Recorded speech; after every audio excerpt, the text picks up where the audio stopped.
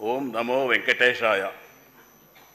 ఆరణి శ్రీనివాసులు అనే నేను తిరుపతి శాసనసభ సభ్యునిగా ఎన్నికైనందున శాసనం ద్వారా నిర్మితమైన భారత రాజ్యాంగం పట్ల నిజమైన విశ్వాసం, విధేయత చూపుతానని, భారతదేశ సార్వభౌమాధికారాన్ని, సమగ్రతను కాపాడుతానని, నేను స్వీకరించబోయే కర్తవ్యాన్ని శ్రద్ధలతో నిర్వహిస్తానని దైవసాక్షిగా ప్రమాణం చేస్తున్నాను.